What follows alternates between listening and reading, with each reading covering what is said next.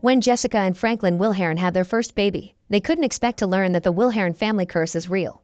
Many years ago, one of the Wilherns impregnated a servant girl but didn't marry her because the family would shame him. Depressed, the servant girl fell off a cliff, causing the fury of her mother, the town witch. She cursed the family so that the next Wilhern daughter would be born with the face of a pig, and only when one of her own kind claims this daughter as her own would the curse be broken. For years, all the Wilhern wives had sons. It wasn't until a century later that a daughter finally was born, but she wasn't a real Wilhern. Her mother had cheated. And now, the curse finally shows itself when Jessica and Franklin's daughter Penelope is born with a pig face. As a teen, Penelope spends her time locked in the house. Half of her day is spent behind a two-way glass listening to rich boys sent by Wanda's matchmaker agency declare their love for her while her family watches from a hidden camera. Today's candidate is Edward, who gets Penelope's attention when he says he knows what it's like to feel trapped. Penelope decides to give him a chance, so she reveals herself, but her face scares off Edward, who runs away. As the butler Jake chases Edward, a crying Jessica scolds Penelope for having revealed herself so soon. Jessica has always felt as much of a victim of the curse as her daughter. Rumors about Penelope appeared in the newspapers, and Jessica did her best to keep her face hidden. She also went to a doctor to see if surgery was a possibility, but because of Penelope's artery locations, removing her pig nose would kill her. One day, Jessica found a reporter, Lemon, hidden in the cupboard and trying to get a picture of Penelope. Jessica hit him to get him out, hurting his eye in the process, and then decided to take a very drastic decision. She faked Penelope's death. Afterward, Penelope wasn't allowed to leave the house anymore, although she did try to escape a few times. Pork wasn't allowed to be eaten in the house anymore, and neither were any mentions of pigs. Penelope grew up playing alone in her room and being homeschooled by her mother, who was preparing her to be a suitable bride for the man that one day would break the curse. As soon as Penelope turned 18, Jessica hired Wanda, whose agency brought over the most eligible blue bloods. Sadly, every single one of them would jump through the window as soon as they saw her, so Jake had to run after them and bring them back into the house to legally gag them into secrecy. Today, however, Jake doesn't catch Edward in time and he gets to escape with a secret. Edward goes to the police station to report a pig monster, but obviously the cops don't believe him since Edward won't leave. He ends up spending the night in jail, and this is seen by Larry, the editor of an important newspaper. In the car, Jessica, Wanda, and Jake spend the night outside Edward's house, waiting for him to return.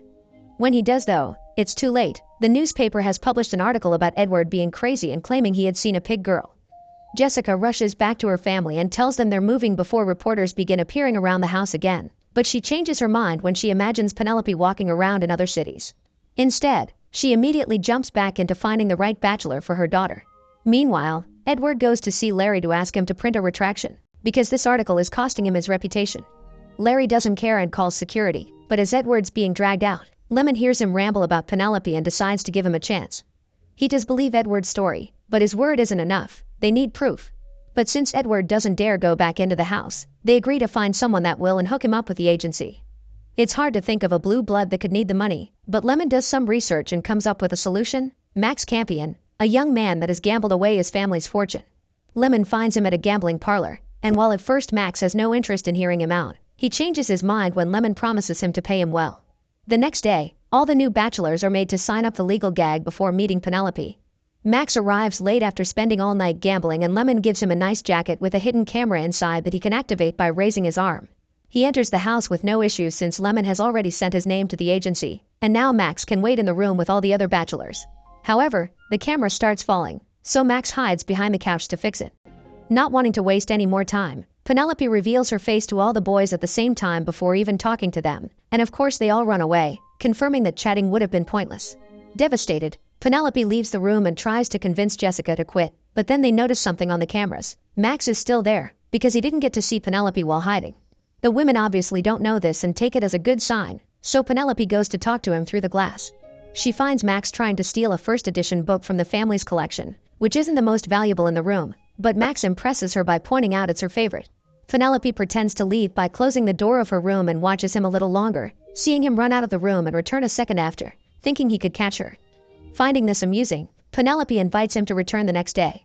Once again, Max spends the whole night gambling, and after picking up the jacket with the camera from Lemon, he shows up at the house looking very sleepy. Penelope watches him for a while, and when she notices him pick up a frog flute, they begin discussing music. Max won't reveal what instrument he plays and dares her to guess, so Penelope orders a whole band to come over and gets him to try every instrument available. Max is bad at all of them, but he makes a whole goofy show out of it, and Penelope has a delightful time watching him. After the band is gone, they play chess while chatting, although Penelope still stays behind the glass and tells Max which piece of hers to move. Max is shocked to hear that she never leaves the house and hasn't tried something so basic like tap beer, so he tells her about the outside world and asks her to sneak out with him, but she turns him down. At least their talk goes well, and the two of them start to bond. After another night spent gambling, Max shows up to take the camera from Lemon and Edward, who is starting to wonder if Max isn't actually going for marriage. Edward finds it suspicious that Max hasn't seen her yet and begins describing how grotesque she is, and Max gets angry because he's become protective of Penelope and decides he wants out. Unfortunately, he's already spent the money Lemon gave him, so he's gotta stick to the plan. Max goes to see Penelope, who guesses the instrument he plays is the piano. He uses the one in the room to show her he isn't a good player, so Penelope shows up behind him to guide his hands on the keys. When he turns around, he quickly pulls back because her face comes as quite a shock, but he doesn't run away. In fact, he comes closer, intending to touch her nose, but this triggers the camera, and Max curses his luck. Penelope misunderstands his reaction and runs away crying, thinking he doesn't like her. While she argues with her mom for not giving him a chance, Max goes to see Lemon and throws the camera on the ground to destroy it, explaining Penelope is nothing like what Edward thinks and asking them to leave her alone. Suddenly, Jessica and Wanda come out as well and see Max talking to Lemon, assuming the worst. Max panics and follows them inside, desperate to explain he doesn't mean any harm. Penelope finds them and, ignoring Jessica's spy accusations, she asks Max to marry her so he can break the curse. Sadly, Max says he can't, so the women kick him out. He returns to his apartment and distracts himself by playing the piano, revealing he's actually an excellent player. Then Max takes all the money he has left and uses it to gamble. Meanwhile, a heartbroken Penelope hears her mother say she'll never give up, and realizes this will never be over. So she finally does something with her life. She runs away for good this time, covering her face with a scarf. Unaware that Lemon and Edward have noticed she's gone, Penelope explores the city, amazed by all the things she gets to see for the first time, like a dog and a fountain. After calling her mother to tell her she loves her and goodbye, Penelope checks into a hotel, using Jessica's credit card to pay. Lemon is also busy. He's making Edward describe Penelope to an artist, and a rather disgusting portrait of her appears in the newspaper the next morning, promising $5,000 to anyone that can get them an actual picture. Max is still gambling when the sun comes out, and when he sees that his table dealer's idea of going home was to go home to sleep and say hello to the kids before coming back, he realizes he doesn't want to reach that level of a pathetic life and quits the table while he still has some chips left, something he never did before. Back to Jessica. At first she doesn't want to call the cops because she doesn't want them to see her daughter, but after finding the newspaper portrait, she gives in. Officer Kroll comes over to ask for a description and Jessica is very evasive, so Franklin finally gets sick of it and tells the cops about his daughter's pig face so they can bring her back. Penelope has seen the newspaper too, but she still is going out and enjoying the city. When she comes back to the hotel, she finds her parents and Kroll there, because they've discovered she stole the credit card and tracked her purchases. Penelope manages to escape through the window before they find her, but now that she can't use the card anymore, she has only one choice to get money, to sell her own picture. After calling Lemon and agreeing on a meeting place, Penelope goes to a photo booth and gets her picture taken. Then, she puts them in an envelope and ties it to some string so she can hand them to Lemon from above a bridge without coming close. Lemon gives her the money in return, but when he sees the pictures, he begins to have second thoughts and tries to talk to her, but Penelope is already gone. He returns to the office to scold Edward for his false story, but Edward doesn't care that Lemon doesn't want to publish the story anymore. He only wants to clean his reputation. So he takes the pictures and asks another reporter to put them up. The picture appears on the news and a very angry Max shows up at Lemon's office to pay him back, so Lemon has to explain to him that she sold the picture herself and that she's out there being independent, making Max proud. Days pass and Penelope manages to stay undiscovered thanks to the scarf, and while having her first tap beer, she befriends a delivery girl called Annie at the pub. The two of them hit it off and Annie begins taking Penelope with her during her delivery so they can explore the city together. Meanwhile, inspired by Penelope's bravery, Max goes to the place he used to play it with his band, apologizes to his old boss for the errors of his past, and asks for a second chance. The man does give him one, but not at the piano. To prove he's trustworthy again, Max must begin by cleaning the floors. Months pass and Penelope continues to hang out with Annie while sending her parents postcards of all her adventures. By following the addresses on these postcards, they finally manage to find Penelope, who runs away when she sees them. Penelope goes to see Annie for help, but running with the scarf on her face makes it hard to breathe and she passes out when she enters the pub, and the last thing she sees is Annie taking off her scarf. Later, Penelope wakes up in the hospital and notices reporters everywhere, getting surprised not to see them run away. Jessica tries to protect her from them, but since it's too late and everyone knows now, Penelope tells them hi and allows her picture to be taken before leaving with Annie to have some fun without wearing her scarf anymore. The world loves Penelope, and she appears often on the news as a minor celebrity. Now she has friends and hangs out in bars like a normal young woman. When the reporters approach Edward to get his opinion, he tells them Penelope's a monster and she belongs in a cage. His father gets furious at him for it, since this could turn people against their company, so he orders Edward to fix it immediately. One evening, Penelope is at the pub and is shocked to find Max, who congratulates her and tries to tell her what an inspiration she was to him. Penelope still feels hurt by him, so she doesn't want to hear him out and leaves for home, where a bigger surprise is waiting for her. Edward is here to propose.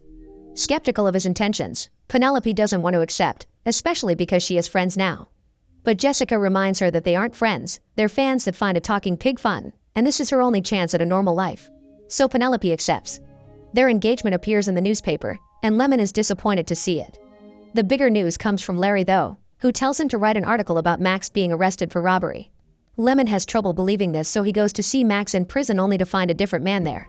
It turns out this is the real Max and Lemon had picked up the wrong guy at the gambling parlor. Fake Max lied so he could get the money. In the meantime, Penelope's family and Edward go to the theater, and fake Max, whose real name is Johnny, approaches them there, trying to warn Penelope about Edward's true colors. Edward drags Johnny to the bathroom and convinces him to give up by reminding him that he is the only one willing to marry Penelope, so Johnny shouldn't get in the way of her happiness. Later, Lemon goes to see Johnny to tell him he knows the truth and asks him why he won't marry Penelope. Johnny explains he wants to, but he isn't blue blood, so he can't help her break the curse. When the day of the wedding comes, Lemon takes the research file he did on Johnny and takes it to Jessica to explain why he wouldn't propose. Jessica is touched, but she still won't tell her daughter the truth because she also thinks Johnny can't break the curse.